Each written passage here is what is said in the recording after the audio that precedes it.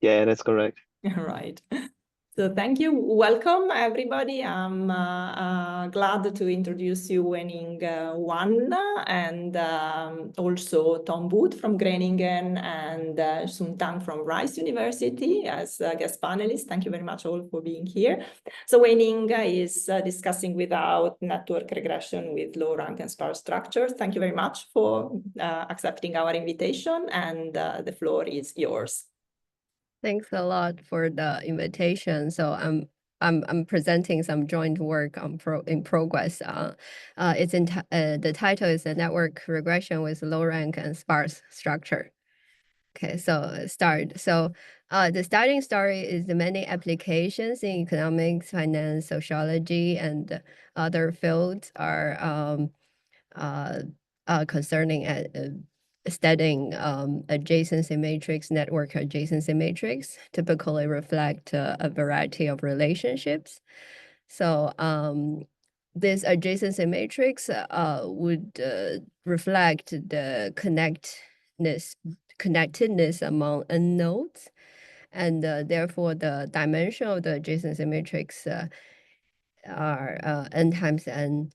Okay, so it's often assumed that the adjacency matrix is correctly specified and used to in regression to study peer effect, a spillover effect within the network. Okay, so this is a common practice in spatial regression or peer effect model. Okay, so we look at various scenarios for adjacency matrix. So a typical scenario would be binary 0, 1, like friendships, or weights based on some distance measures, right? So in our application, let's say two states among the in the USA, right? So it's the adjacency matrix can be set as an inverse of the distance between two states.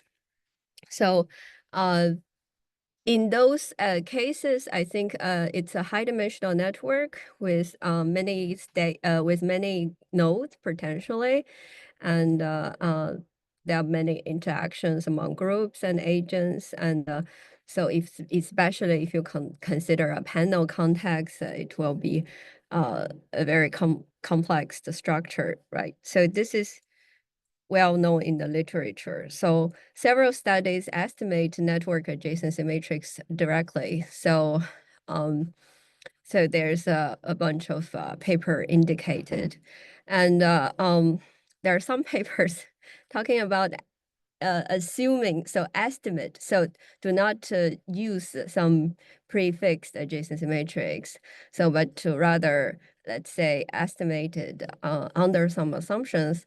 So one typical assumption is the sparsity assumption, and also in many papers, exogeneities are also assumed for the adjacency matrix. So our study was mentioning, say, like a sparsity condition sufficient for understanding the intrinsic structure of an adjacency matrix, right? So this is our question. So to answer this question, we can, for example, give an example. So this is the US input-output tables compiled by some research, like commodity networks, drawing from application in one of Asimoglu's paper. So this commodity networks appear huge, right? It's just roughly 460. It's specified in the paper. So it's a year 2002 weight table. Okay, so it reflects the interconnection among commodities. And so indeed, you do see that, okay, if the original network is basically you cannot see anything. And then when you do some threshold and identify those strong links, and it's a sparse pattern on the right-hand side. So the motivation for us study is that we actually start to analyze a few bunch of networks coming from the books on the network in the economics context. And so for this application, we do see like in many other applications as well, right? We do see that if you take out those small values within the network and truly believe that your network is sparse, what you get is the patterns on the right hand side. So note that this heat map is already a subnetwork, because if you do the 400, it will be super not visible. Okay, so the right hand side, you do see some strong links and then links patterns for the sparsity network, and this is done by some automatic algorithm to cut those small links. So apart from this sparse networks, let's see what happened in the middle. So these things are it are those things that we should throw away if we were to assume sparsity. So these are strips. Okay, so it seems that even though they are small, like link by link, but they still reflect significant patterns. And so this is something that you can understand that dense and pervasive effect among networks that seems to like have very weak connections between each other, but those commodities, they are necessary in the network. You cannot neglect them, but they are very small, measured in dollars, but it's a chain and with some underlying patterns. So these are strips for the low rank patterns that we sort of want to extract in addition of the sparse network. And we think that this research that advocates say that this low rank structure is important and it shouldn't be neglected as most of the case in the previous research. And also it's quite meaningful to understand the sparse plus low rank structure and throwing away some noise of the adjacency matrix. So I will be more detailed with this motivation later. So this is roughly the idea. So essentially, we take out the original raw matrix on the left.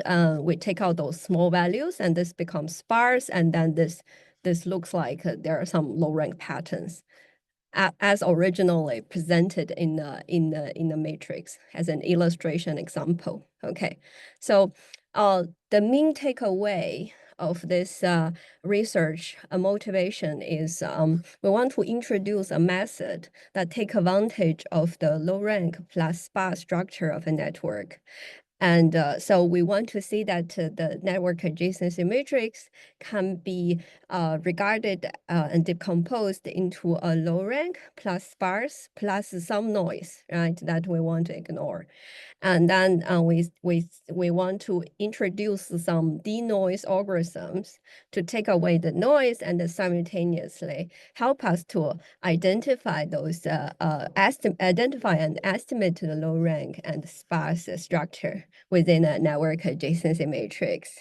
Okay, so how do we do that? So we would first propose to do a two-step simple plugin method. So this is literally just what I say, right? So the lasso correspond to a thresholding, soft thresholding framework where you take away those small values. And also simultaneously, you also do a kind of soft thresholding on the singular values of the matrix. So then and then gives you a low rank pattern, right? So mathematically, you will see that you do a network denoise procedure with a lasso penalization and also a nuclear non-penalization. But that's literally what it is. You cut on the singular value and you cut on literally the value of the entry by entry values of the adjacency matrix by magnitude. Okay, so this is so after you denoise your estimator, and then you can plug it into a standard framework like spatial regression framework for the analysis, right? So later we illustrate say like how do we use this denoised matrix to analyze spillover effect for the taxation policies in the states, right? Okay, so alternatively, you can do a supervised approach. So in the sense that you don't do the first step denoise of the adjacency matrix. If your goal is solely, estimate spillover effect, inform policies, so you can do it all together in one shot. So this is the simple supervised approach, which jointly denoise the data and estimate parameters.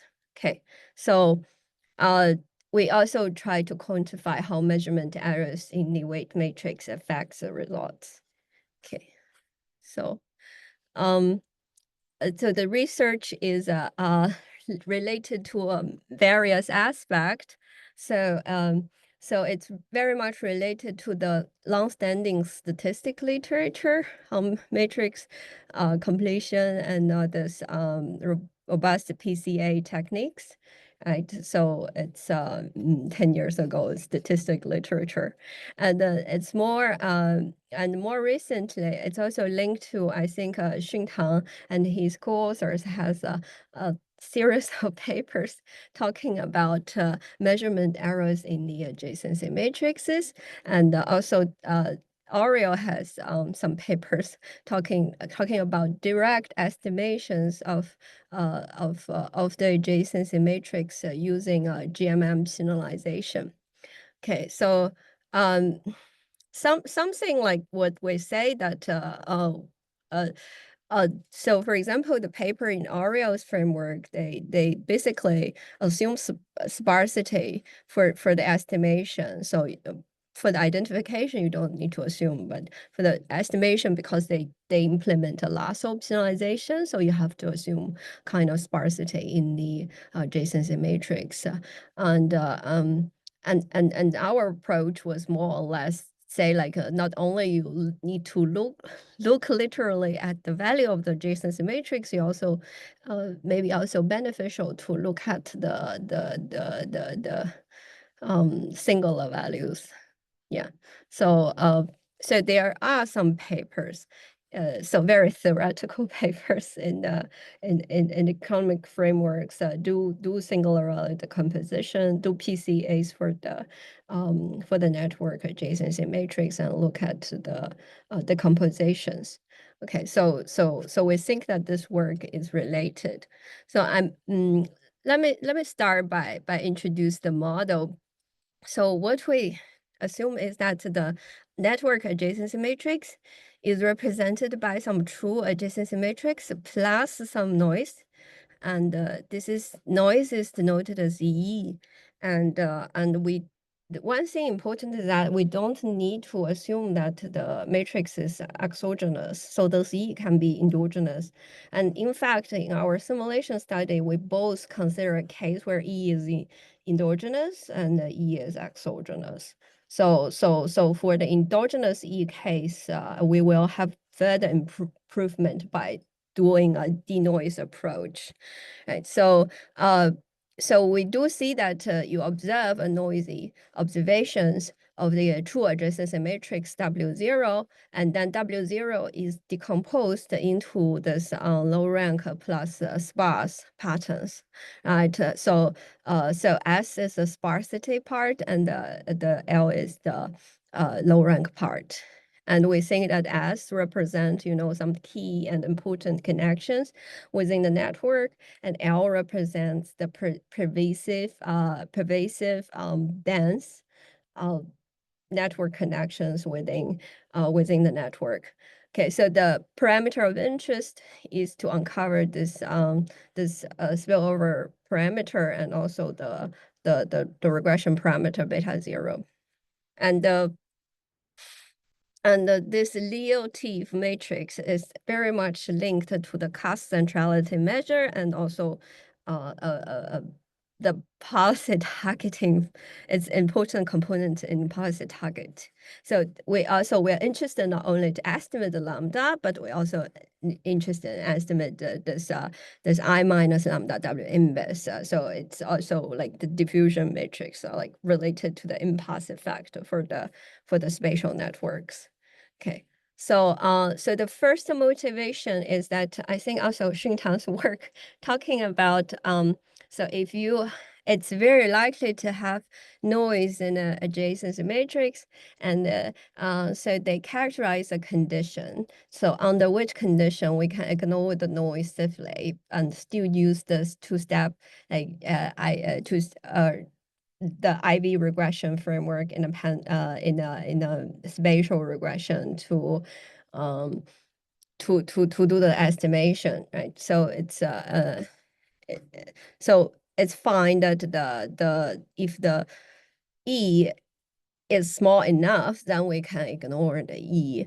But we say that if you do have like L in presence in your network, imagine those like in my example, those small values entry by entry, but aggregate altogether, it's very likely to be not ignorable because they are patterns and it's dense.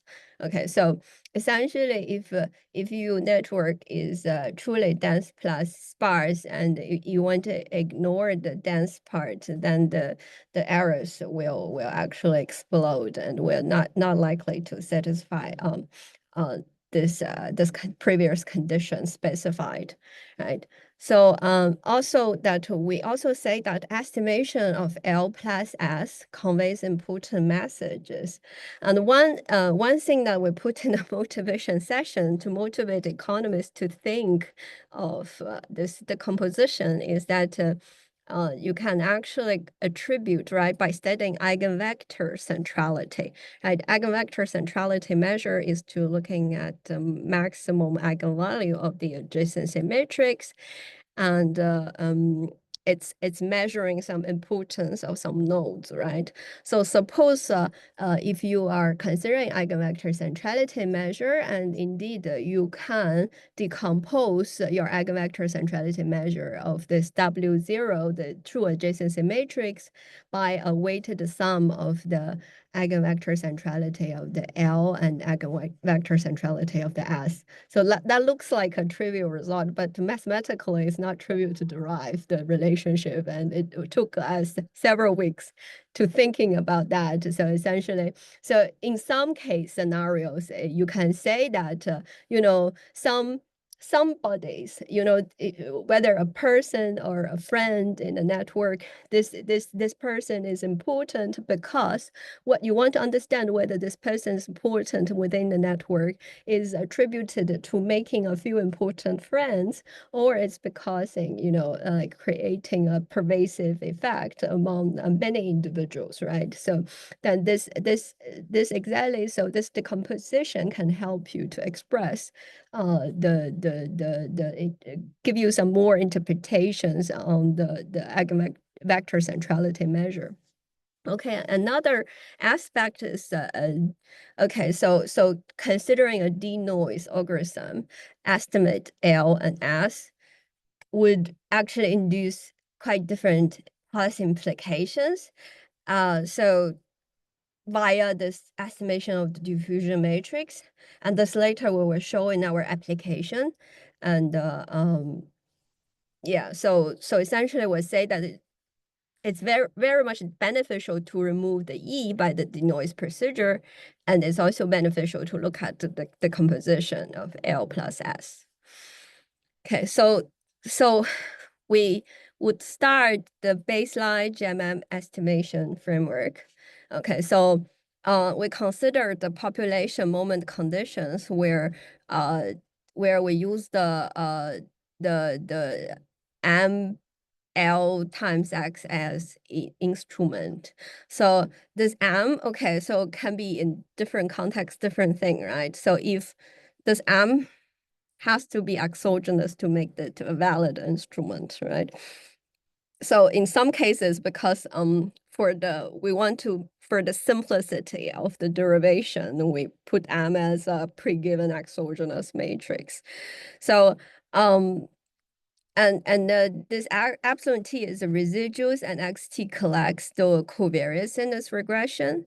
And then this ZT collects the instrument with a prefix matrix M. So in some scenarios, you can take it as the denoised version of the true adjacency matrix, right, in the algorithm.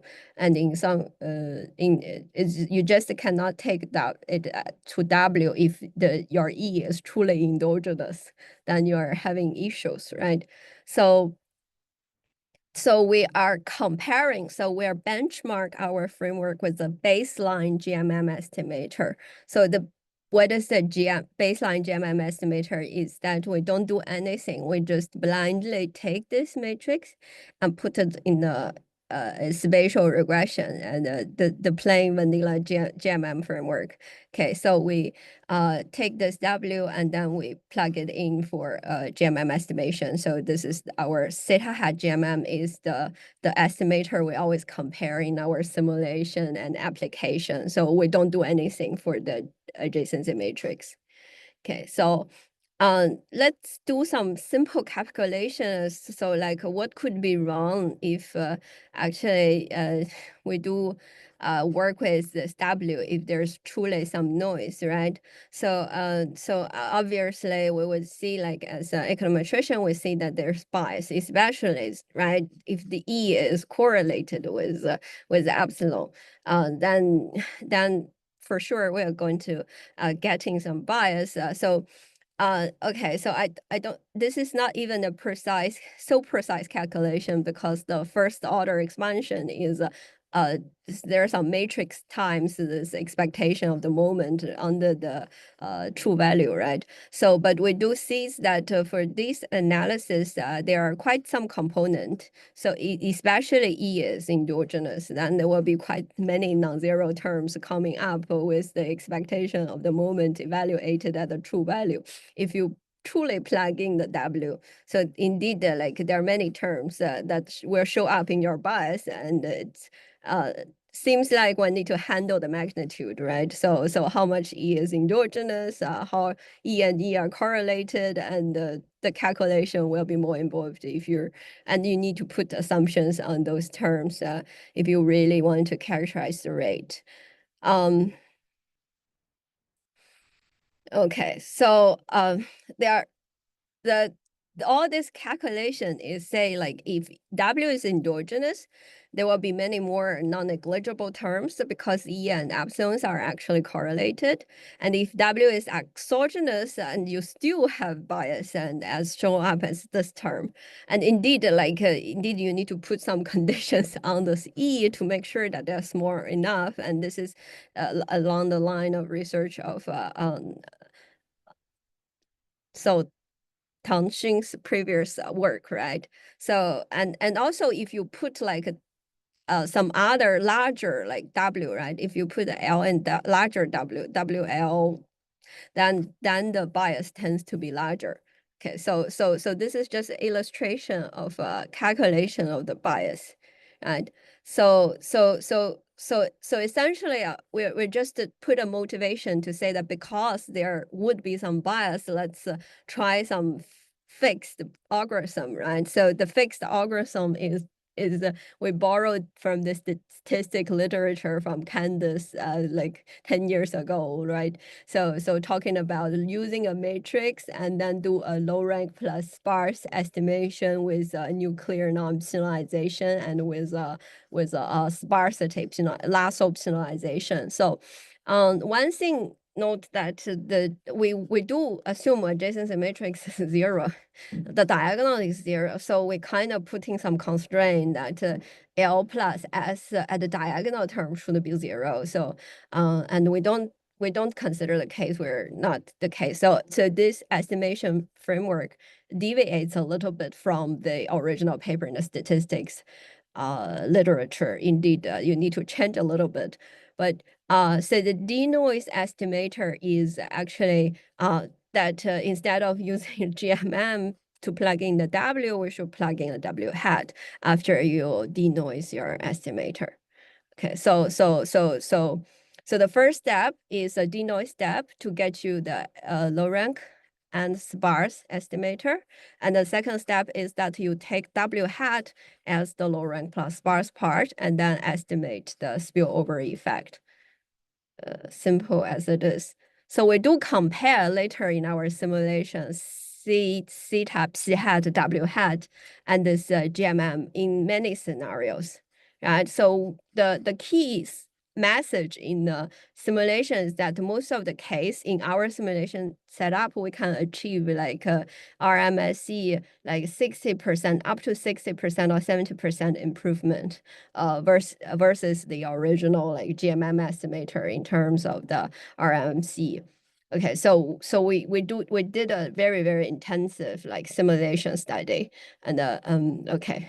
So the second method is the supervised method. So for the supervised method, it's nothing fancy, but to say that okay, why don't you do it together? So you don't need to first denoise and estimate. So you can put everything together. So to estimate simultaneously L and S and also the spillover effect. Therefore, we put them all together. But actually, there isn't so much benefit by putting everything together. So in terms of the rate, it's quite similar to the plugging approach, and also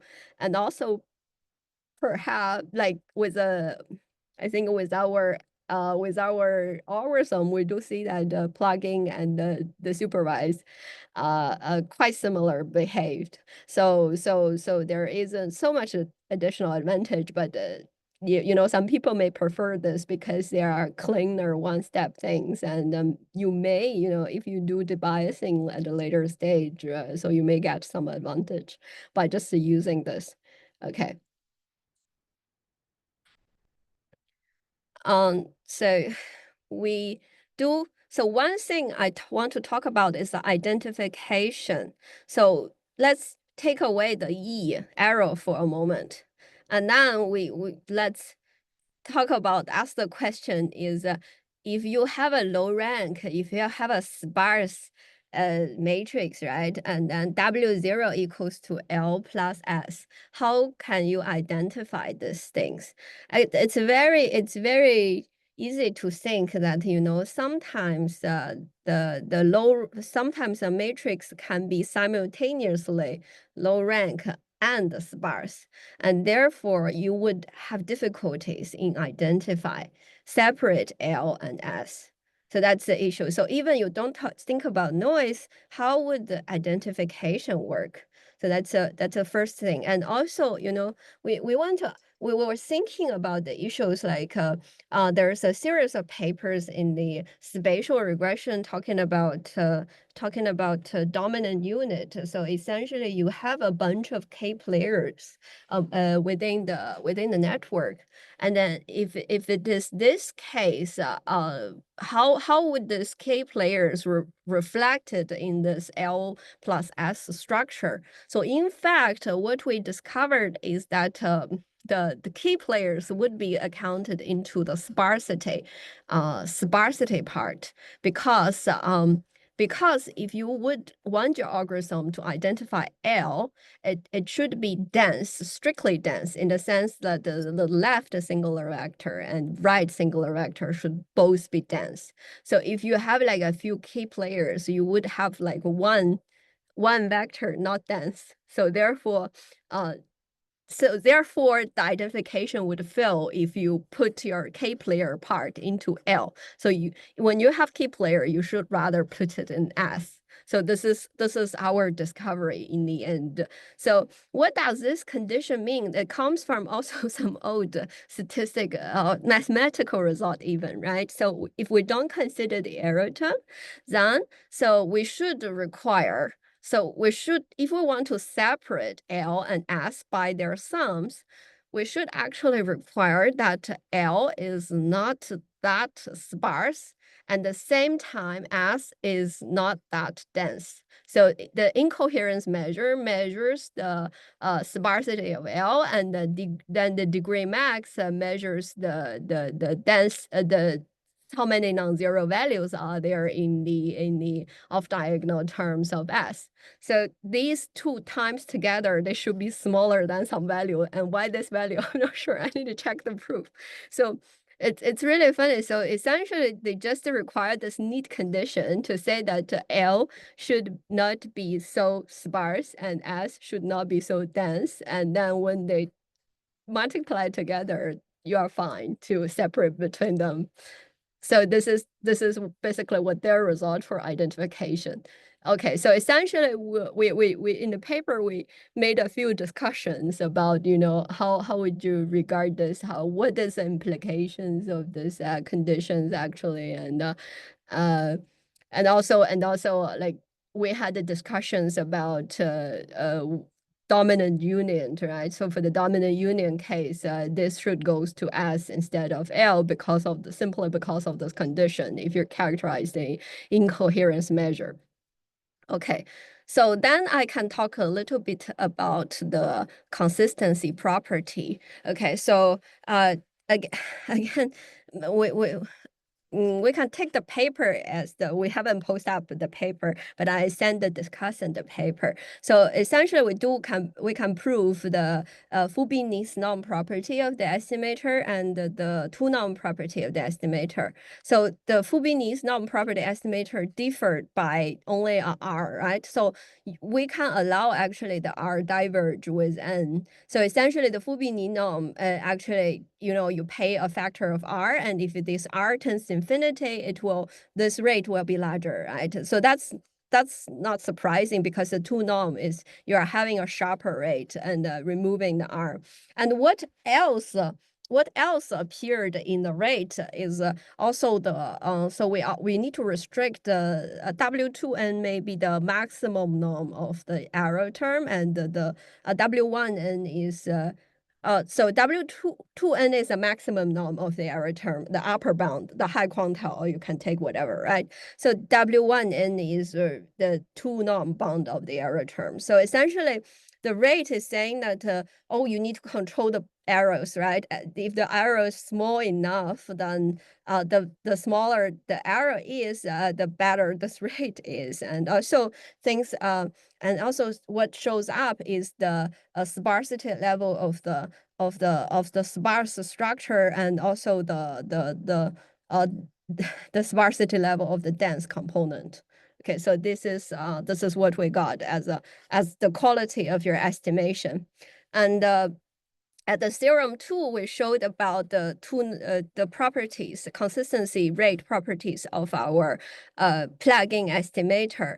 And actually, it's not surprising to see that the first step, adjacency matrix estimator plays a role in there, right? Because you have a generated error, and because you plug in your estimated adjacency matrix, and therefore the second step estimator for parametric estimator actually involves the rate involves W hat minus W0. So someone may complain that this may be very, very bad rate, right? So if you do have if you do have this tends to be large, then our proposal would be a debiasing, which is not so easy to work out. So yeah, we actually tried and we will put up notes like to guide people how to get rid of this. But this is basically our rates, and then we have so this condition maybe turns out to be a little bit restrictive, and if you have this condition, you have normality, and if not, you will have a bias. So and our second theorem is a third theorem, so not so many theorems, is about the estimation of the supervised estimator.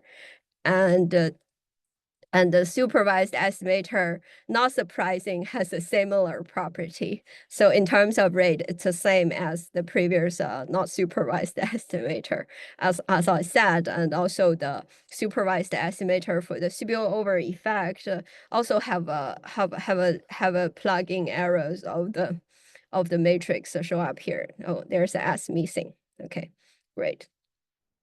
So I would put it up.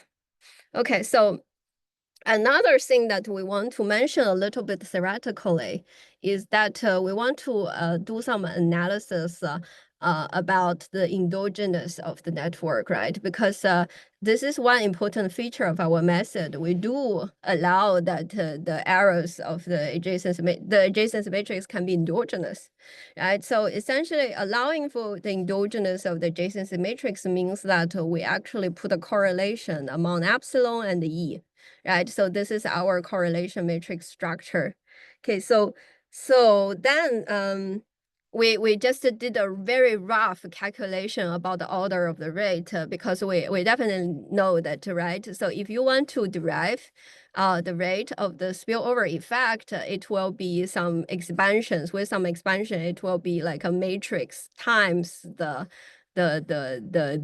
moment, right? And then when you capture the bias, so this order will show up, but there is some additional matrix in there, and we sort of omitted, but we just make a comparison, right? So this exercise just to help you to say like what happened if you have denoise version and the not denoise version in terms of the bias. Can we characterize the order a little bit? Okay, so this is the order we roughly characterized. So you do see that I think there's an arrow here. Yeah, because I think that here, this is with a hat and this is without a hat. So if you denoise, right, so you do have like something that is related with the rate of this estimator, right, R2. And so this is a denoise one. And this one is not, is without a hat. So a brutal force plugin of the noisy version of W. So indeed, like the error, the correlation matrix 2 norm popped up here, and if they're really truly so correlated, right, among like E and epsilon, so you do have a very big term show up here, and this will be much larger than the rate that actually you do for the denoise. So the correlation among E and epsilon do show up in the bias of the leading terms of the GMM matrix, right? So this is an error here. Okay, so we also made a little bit of comparison with Lubel et al. 2013. So I think Lubel et al. They do have some conditions about the L1. So they put basically L1 norm condition for the error term. So it's essentially, if I'm not mistaken, so they put this condition. So the errors, if you sum it up in absolute value together, there should be smaller order of OPN. Okay, so if this condition holds, then you can safely ignore the error terms in your adjacency matrix. And so how do we compare this? We think this is in general a very good rate. And if you do have like low rank is 0, so you don't have the low rank structure in your network, this is a fairly a good condition. But you could understood that if you do have low rank structure, then we do see that their requirement would actually require this n divided by this norm to have a root RF rate. Well, in our condition, we just have L hat minus L0 have a root R2. So RF and R2, if you remember, it differs by something like a R. So which basically the rank something can diverge. So essentially we compared a little bit about the rate with Lubel, and we say that if you have L as 0, then your rate is sharper. So this is a very good measurement of the rate. But if you do have like low rank structure, so then you would imagine that the rate is not so optimal as a case of you just evaluated via a 2 norm. Okay, so this is our rough comparison. So essentially say like there's no strict winner and you have good rates, but maybe it's beneficial to think of if you have L0 not equal to 0, then yeah, then maybe like the conditions bounded by a 2 norm works better. Okay, so So we do a few bunch of simulations. So it's in the paper we will be published. Try to put it on archive and future. I send you. We do very intensively simulations with different network structures, like pure no rank, low rank plus sparse network with dominant unit group networks, and so many things. We did many of those scenarios, and these figures are these like numbers are just normalized by the GMM baseline, right? So essentially the arrows we divided by the GMM baseline. So the proportion of it is so essentially those numbers smaller than 1 means that we are better compared to like brute force plugin of the W if you have measurement arrows. And we do see that sometimes you do like have very, very good improvement as N tends to be larger, and also you know, up to 70%. And also the plugin and supervised, they perform quite similar. And you do see like we tried endogenous scenario and exogenous scenario, and we do see a slightly improvement for the endogenous scenario. And yeah, this is so much we can add. So across all, you know, different structures of the true network, like low rank plus fast and dominant unit and group structures, right? Across all the structures of the network. So the key messages say that when there is truly noise, we should actually denoise if the noise is too large. Yeah, this is a little bit okay. So anyhow, so in the end, we talked about estimator of lambda, the spillover effect, and we also showed some intensive like simulation analysis for analyzing the Fubini's norm effect, and also the as a Fubini norm of the original like W hat matrix, and also we analyzed the results of the relative accuracy of the adjacency matrix of the diffusion matrix, right? Diffusion network matrix estimated versus the true one, right? So compared with I forgot exactly what's in the simulation, but so we also like check the relative accuracy of this estimated one versus the true one. Yeah. So okay, so when do we have time? Okay, so we still have 10 minutes. So the application, we did the same application as Orio's original restart paper. So in Orio's original restart paper with Petra and yeah, so they consider these tax competitions are US states, right? So the outcome is a change in tax liabilities between time. And then, so this is the outcome. And then, and then actually, you have a bunch of covariates. You can refer to their original like papers in a and we are basically using the same application. And so, but the difference is that for considering the adjacency matrix, right? So what Aria proposed is that assume sparsity, sort of, right? So they basically estimate the adjacency matrix by penalize this adjacency matrix using some lasso method. And what we propose now, relatively to their approach, is that we consider economic weight matrix. So it's a sparse matrix from their algorithm. But we also think that because Basley originally in this QGE paper, they originally used the 0-1 adjacency matrix.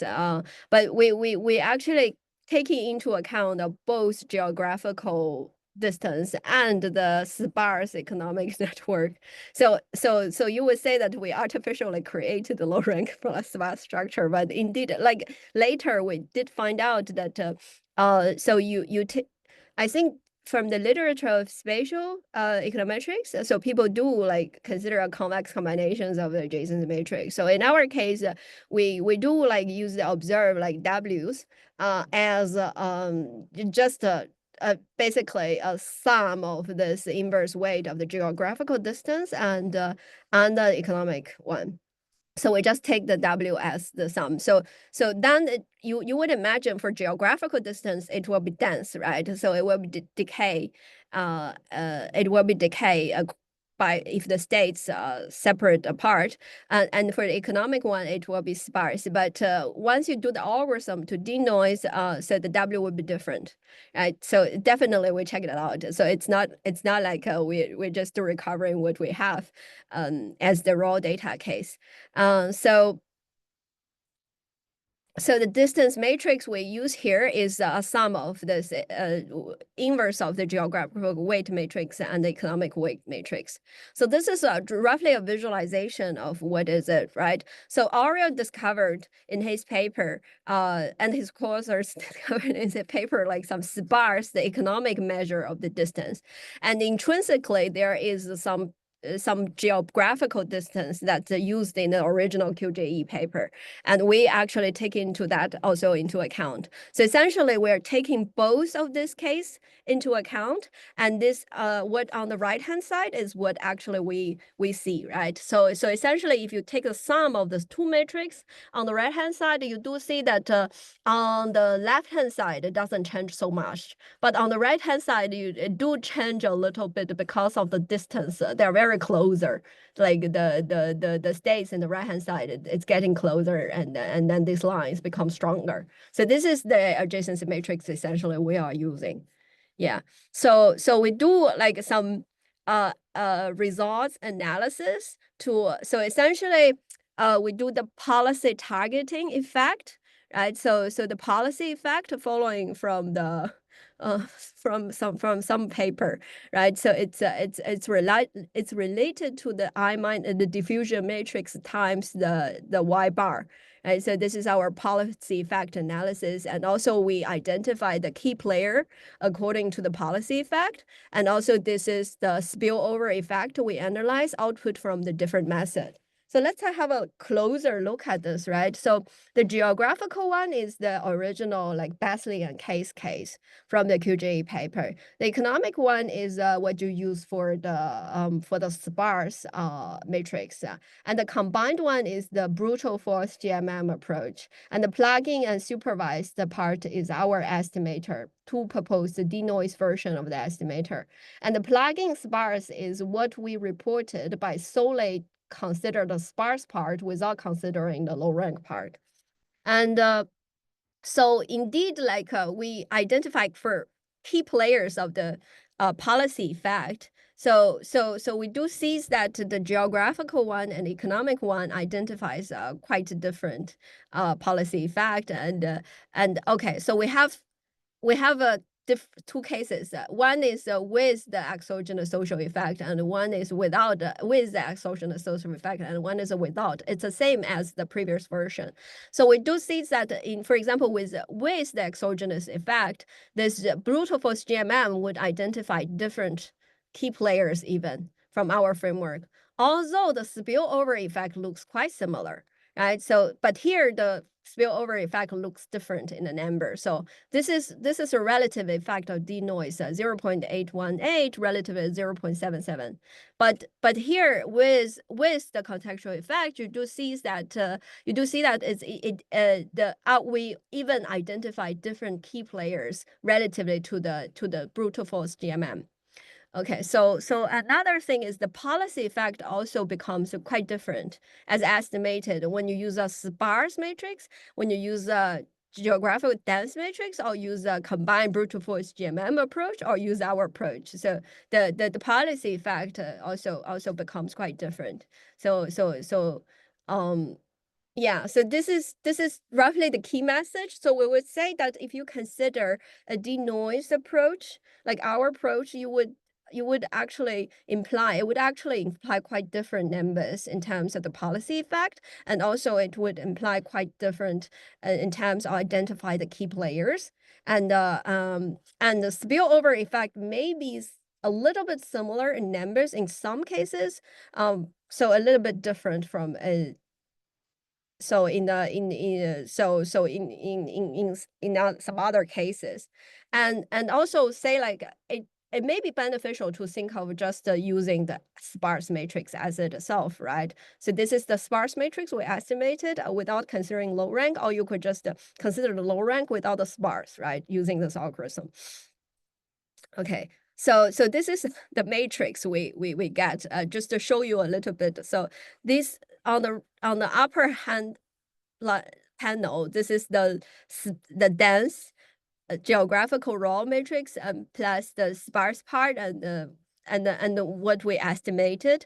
And on the left hand on the bottom panel, we do have our estimated one and the low rank plus the sparse one as we estimated. So I can tell you, like, even though it seems like using the raw matrix, I would kind of insert this information, but our algorithm actually output quite different result, right? From the original insertion, right? So, okay, so I just summarized a little bit of my message. In the paper, we also have so many like application results, but for the interest of time, I just report some key things, right? So the key message of this paper is we consider a low rank plus sparse structure, which is essential for various networking applications in economics and finance. So we obtain very significant performance improvement and for denoising the adjacency matrix compared to a direct GMM estimator. And so we do see that there are different policy implications, and we can try to do the debias, but it's some work in progress, and we didn't achieve very good estimation properties for the debiasing procedure yet. So because it's very involved, very complicated. Thank you. Thank you very much, Weining. Let me just stop the recording.